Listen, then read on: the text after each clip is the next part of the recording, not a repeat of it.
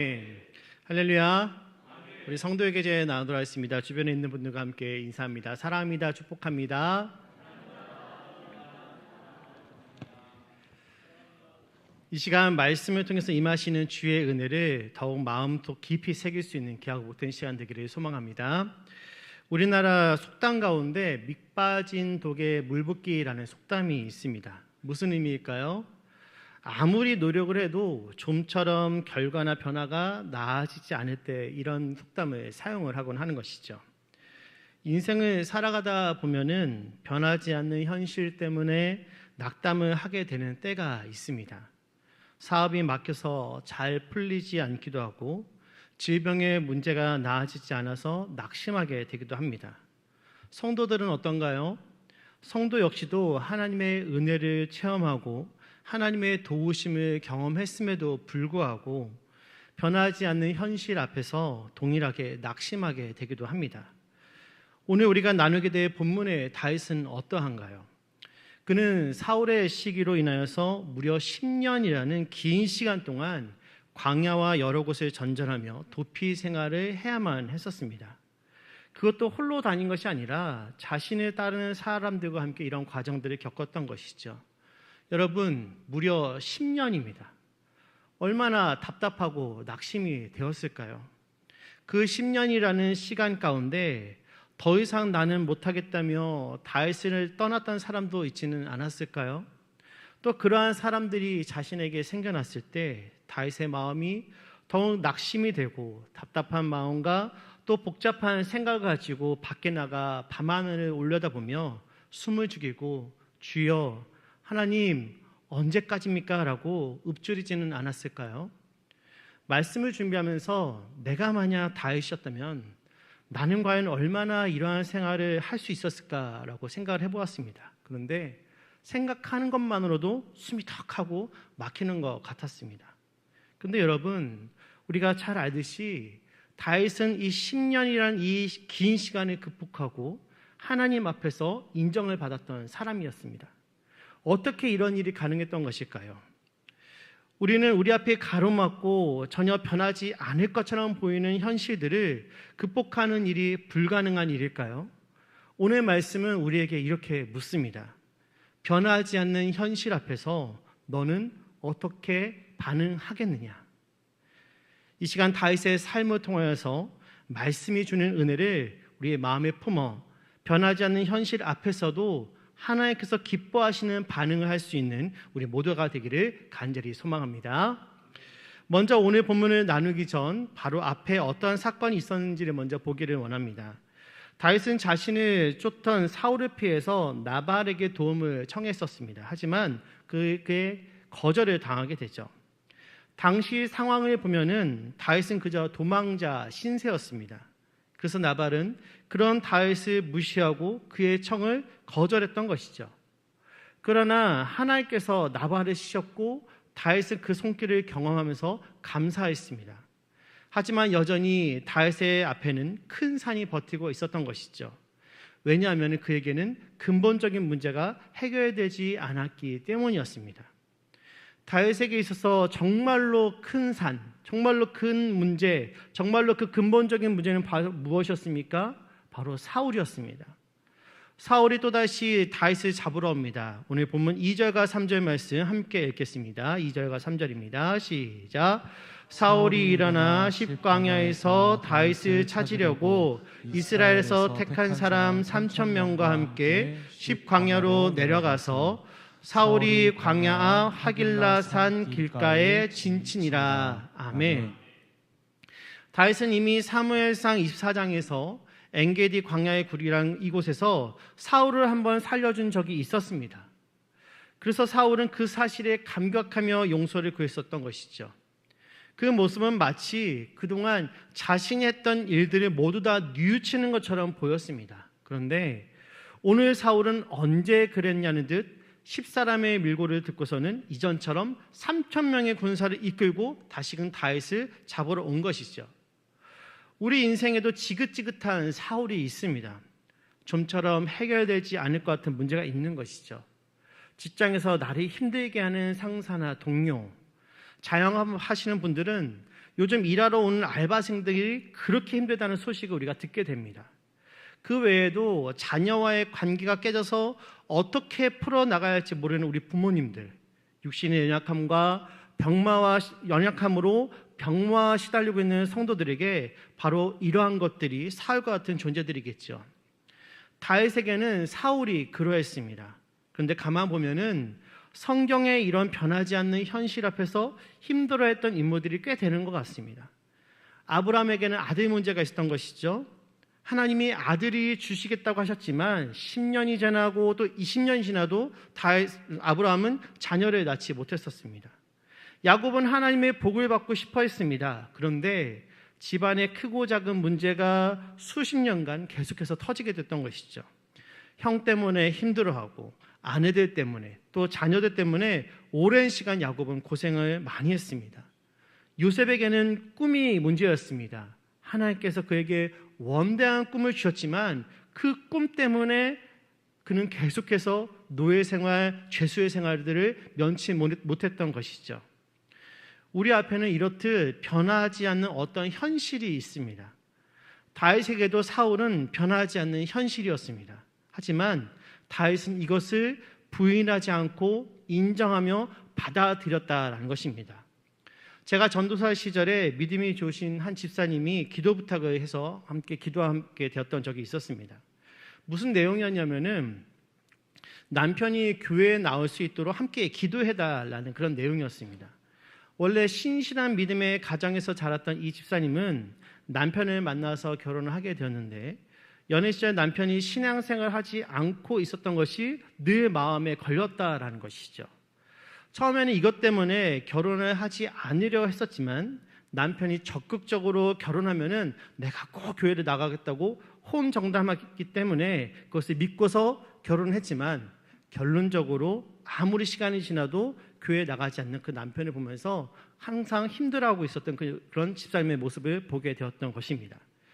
교회에서는 신실한 믿음의 자매로 인정을 받고 또 다양하게 또 아름답게 교회를 섬기고는 있었지만 이 집사님의 마음 한쪽에는 몇십 년 동안이나 기도해도 응답되지 않고 있는 현실이 있었던 것이죠. 사랑하는 성도 여러분, 믿음은 새로운 상황이 아니라 반복되는 상황과 또 일상적인 생활 속에서 비로소 드러나게 됩니다. 성도 앞에 놓여진 이 변하지 않는 현실은 이러한 상황 속에서 너는 어떤 믿음을 나에게 보이겠느냐라는 그런 하나님의 시험대인 것입니다. 오늘 다윗의 믿음이 이 시험대 위에 올랐습니다. 본문 7절 말씀 우리 함께 읽겠습니다. 7절입니다. 시작. 다윗과 아비새가 밤에 그 백성에게 나아가 본즉 사울이 진영 가운데 누워 자고 창은 머리곁 땅에 꽂혀 있고 아브넬과 백성들은 그를 둘러 누웠는지라. 아멘. 여러분, 진영 가운데 누워서 자고 있는 사울을 바라보면서 다윗이 어떻게 반응했습니까? 다윗은 지금 자신의 눈앞에 반복적으로 자신을 괴롭히는 그 원수를 처리할 수 있는 기회가 지금 눈앞에 왔지만 그럼에도 불구하고 조급해하고 있지 않습니다. 오히려 조급한 것은 아비새이죠. 그가 말합니다. 8절입니다. 아비새가 다윗에게 이르되 하나님이 오늘 당신의 원수를 당신의 손에 넘기셨나이다. 그러므로 청하오니 내가 창으로 그를 찔러서 단번에 땅에 꽂게 하소서. 내가 그를 두 번 찌를 것이 없으리이다 하니. 아멘. 아비새가 말하기를 단칼에 끝장내겠다는 것입니다. 이 얼마나 매력적인 말입니까, 여러분?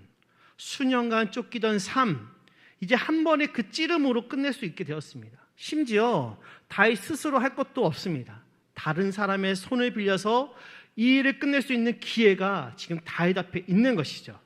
세상 사람들은 그런 다윗을 향해서 이렇게 말했을지도 모릅니다. 다윗, 이것은 기회야. 하나님이 주신 기회지 다시 없을 기회인 것이야. 근데 여러분, 눈앞에 잠들어 있는 이 사울왕을 보면서 다윗이 내뱉은 말은 의외의 말입니다. 다윗이 말합니다. 우리 9절 말씀 함께 보겠습니다. 9절입니다. 시작. 죽이지 말라. 누구든지 손을 들어 여호와의 기름 부음 받은 자를 치면 죄가 없겠느냐. 아멘. 사랑하는 성도 여러분, 다윗은 인간적인 기회를 붙잡지 않았습니다. 그가 붙잡은 것은 바로 하나님의 뜻이었던 것입니다. 많은 사람들이 존경하는 사람 중에 미국의 16대 대통령이었던 에이브라함 링컨이 있습니다. 그의 전기를 기록한 책 중에 백악관의 기도실로 만든 대통령 링컨이라는 짧은 그런 책이 하나가 있는데요. 이 책을 보면 다양한 그의 일화가 소개가 됩니다. 그 중에 링컨 대통령이 젊은 시절 변호사로 일할 때 일화입니다. 한 번은 아주 유리한 사건을 링컨이 맡게 되었습니다. 증거도 확실했고 재판에서 이길 확률이 거의 100%였습니다. 맡으면 돈을 버는 것이 확실한 그런 사건이었던 것이죠. 그런데 그 사건을 정작 맡아보니까 상대방은 가난한 농부였고 재판에서 지게 되면 이 농부는 전 재산을 잃게 되는 그런 처지였던 것입니다. 여러분, 링컨이 어떻게 했을까요? 그는 고민 끝에 맡았던 사건을 포기하게 됩니다. 이 일로 그는 돈을 잃게 되지만 양심과 정의는 지킬 수 있었던 것이죠. 후에 그는 이때를 회상하면서 이렇게 말했습니다. 승리하는 것보다 더 중요한 것은 옳게 사는 것이다. 사랑하는 성도 여러분, 세상은 결과를 보지만 하나님은 과정을 보십니다. 세상은 성공을 보지만 하나님은 순종을 보십니다. 그러므로 인간적인 기회가 내 앞에 펼쳐졌을 때 어떤 것이 정말로 하나님께서 기뻐하시는 뜻인지를 분간할 수 있는 이 믿음의 눈을 소유할 수 있는 저와 여러분 되기를 간절히 소망합니다. 성경은 우리가 그리스도의 제자가 되기 위해서 맨 먼저 해야 할 일이 자기를 부인하는 것이다 라고 가르칩니다. 나라는 존재가 그리스도 뒤에 숨겨지지 않은 사람은 문제가 있는 것이죠. 자기를 위하여 사람의 일을 먼저 생각하는 사람은 진실한 성도가 아닌 것입니다. 성도는 자기 인생의 주인이 예수 그리스도이심을 잊어서는 안 되는 것이죠. 우리에게는 모든 것이 주의 것이며 우리를 통해서 나타나는 일체의 그 역사들이 주로 말미암은 것이기 이를 통해 나타난 모든 영광은 오직 주께서 받으셔야 하는 것이 너무나도 당연한 것입니다. 다윗이 사울을 살려준 이유는 사울을 존경해서가 아닙니다. 그는 사울의 인간됨을 본 것이 아니라 바로 사울 위에 계신 하나님의 그 권능, 하나님의 그 권위를 본 것이죠. 다윗의 눈은 변하지 않는 현실이 아니라 바로 그 현실을 뒤집어 역전시킬 수 있는 능력이 하나님께 고정이 되어 있었던 것입니다. 이러한 믿음이 다윗에게 있었기 때문에 그는 원수는 하나님께서 갚으시라는 것을 굳게 믿고 하나님의 기름 부음 받은 자를 내가 함부로 할 수 없다라는 그런 분명한 원칙을 가지고 함부로 죄를 짓지 않을 수 있었던 것입니다. 그 증거가 바로 본문 11절에 있습니다. 우리 11절 말씀 함께 읽겠습니다. 시작. 내가 손을 들어 여호와의 기름 부음 받은 자를 치는 것을 여호와께서 금하시나니 너는 그의 머리 곁에 있는 창과 물병만 가지고 가자 하고. 아멘. 여러분, 만일 다윗이 자신의 안전을 최우선 순위에 두었었다면 사울을 결코 살려두지 않았을 것입니다. 하지만 다윗에게 있어서 자신의 안전보다 더 중요한 것은 하나님의 법이었기 때문에 오늘 사울은 죽임을 당하지 않고 생명이 보존될 수 있었던 것이죠. 우리는 자신의 이익과 하나님의 법 사이에서 어느 쪽에 더 무게를 두는가에 따라 경건한 사람이 되기도 하고 또 그 반대의 평가가 내려지기도 합니다. 본문에서 다윗은 하나님이 정하신 법이 깨어지는 것을 두려워했기 때문에 그분이 기름 부어 세우신 사울을 결탄코 해하지 않을 수 있었던 것이죠. 그 결과 사울은 죽음을 면할 수 있었습니다. 이러한 모든 사실을 알게 된 사울이 어떻게 고백을 합니까? 21절 말씀 우리 함께 읽겠습니다. 21절입니다. 시작. 사울이 이르되 내가 범죄하였도다. 내 아들 다윗아 돌아오라. 내가 오늘 내 생명을 귀하게 여겼은즉 내가 다시는 너를 해하려 하지 아니하리라. 내가 어리석은 일을 하였으니 대단히 잘못되었도다 하는지라. 아멘. 사울은 잘못을 시인했고 그동안에 다윗에게 행한 자신의 행동을 뉘우쳤습니다. 하지만 여러분, 이후에 성경 보면 사울이 정말로 이 모든 것들을 멈췄습니까? 아닙니다. 그는 다시 다윗을 잡으러 왔습니다. 사울은 자신의 이익을 위해서라면 지치지 않고 죄를 범하는 것을 우리는 볼 수 있는 것이죠. 우리 앞에 놓여진 일들, 변하지 않는 현실들이 때때로 잘 풀리는 것처럼 보일 수가 있습니다. 은혜 주셔서 그 사람의 마음에 변화의 잔상이 보이고 엉켜있던 실마리가 풀리는 것처럼 보이며 막혀 있었던 모든 상황들이 열리는 것처럼 보일 때 우리는 마음을 풀게 되는 것이죠. 그러나 여러분, 이러한 현실이 정말로 그 실마리를 타고서 활짝 열리며 모든 문제들이 말끔하게 해결되면 좋겠지만 안타깝게도 그렇게 되지 않게 되는 경우들을 우리는 더 많이 만나게 됩니다. 왜일까요? 사탄은 지치지 않으며 성도들로 하여금 하나님을 부인하며 온전히 바라보지 못하도록 끊임없이 고난과 유혹과 시험을 통해 우리를 넘어뜨려 하려고 하기 때문인 것입니다. 그러므로 변하지 않는 현실 앞에 성도가 놓여졌다는 것은 현재 나는 긴 영적 싸움을 하고 있다는 것을 기억하시기를 바랍니다. 그렇기 때문에 이 싸움에서 우리도 지쳐서는 안 되는 것입니다. 그런데 여러분, 오랫동안 지속되는 이 싸움이 우리가 보기에 또 우리가 느끼기에는 아무런 일도 일어나지 않는 것처럼 보일 수 있지만 하나님은 그 문제의 한가운데 우리를 대신해서 싸우고 계시며 이 모든 과정들을 통해 우리를 더욱 깊고 단단하게 성장시키신다는 것을 믿으시기를 바랍니다. 모든 것이 빠르게 돌아가는 시대 속에서 현대인들은 느린 것을 견디지 못하게 되었습니다. 특히나 우리 한국 사람들은 어떻습니까? 빨리빨리가 미덕이라고 생각하고 어떻게 하면 더 빨리에 우리의 마음과 초점을 두게 되었던 것이죠. 그러다 보니 현대인들은 기다리지를 못합니다. 조금만 느려도 초조해하고 불안하게 되죠. 인간적인 방법들을 사용한다면 빨리 처리할 수 있을지도 모릅니다. 하지만 그렇게 하면 결국 탈이 나기 마련입니다. 자신 앞에 고이 잠들어 있던 사울을 보면서 다윗의 마음이 어찌 이제 마침점을 찍고 싶다는 생각을 하지 않았겠습니까? 여기서 그를 살려두면은 기억 없는 도피 생활을 다시 이어지게 되는 것인데 홀로 지금 도망치는 것도 아니고 자신을 나를 따라다니는 3,000명이나 되는 이 사람들이 나에게 있는데 어찌 다윗의 마음 가운데 갈등과 고민이 없었겠습니까? 하지만 다윗은 그렇게 하지 않았다는 것입니다. 왜냐하면 그것은 하나님이 원하시는 것이 아니었기 때문인 것이죠. 다윗은 그것을 잘 알았습니다. 하나님은 다윗이 사울을 죽이지 않기를 원하셨던 것이죠. 인간적인 마음으로는 그 말씀에 순종하기 싫지만 기나긴 고난으로 다윗은 어느새 훈련이 된 것입니다. 그는 반복되는 이 싸움, 지긋지긋한 이 싸움에서 지치지 않았던 것이죠. 그래서 다윗은 이 테스트에서 성공적으로 통과할 수 있었습니다. 그러므로 사랑하는 성도 여러분, 반복적인 상황 앞에서 쓰러지지 마시고 이 시간을 오히려 영적인 근육을 키우는 시간으로 삼을 수 있기를 원합니다. 하나님은 지금도 일하고 계시며 하나님의 때가 되었을 때 우리가 생각하고 기대한 것 이상으로 응답하여 주실 것입니다. 그리고 이러한 긴 터널을 지나 비로소 이 모든 과정이 나를 더욱 성장시키기 위한 하나님의 섭리였다는 것을 깨달아 모든 영광 하나님께 올려드리게 될 날이 올 줄로 믿습니다. 이제 말씀을 정리하기 원합니다. 사랑하는 성도 여러분, 우리가 변하지 않는 현실 앞에 설 때마다 기억해야 한 가지 진리가 있습니다. 현실을 보지 말고 현실 위에 계신 하나님을 바라보라는 것입니다.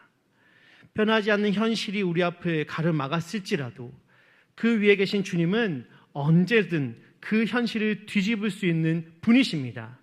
하나님은 다윗의 선택을 기뻐하셨습니다. 다윗은 자신에게 주어진 상황을 자신의 뜻대로 처리하지 않고 하나님의 뜻에 맡겼던 것이죠. 왜냐하면 하나님께서 가장 좋은 방법으로 일하실 것이라는 믿음이 그에게 있었기 때문입니다. 결국 다윗의 이 믿음대로 되게 되죠. 우리 본문 10절 말씀 함께 보겠습니다. 10절입니다. 시작. 다윗이 또 이르되 여호와께서 살아계심을 두고 맹세하노니 여호와께서 그를 치시리니 혹은 죽을 날이 이르거나 또는 전장에 나가서 망하리라. 아멘. 사랑하는 성도 여러분, 우리는 잊지 말아야 합니다. 내가 지는 것 같아도 하나님께서 우리를 위하여 일하고 계시기 때문에 우리의 이 싸움은 지는 경기가 아닙니다.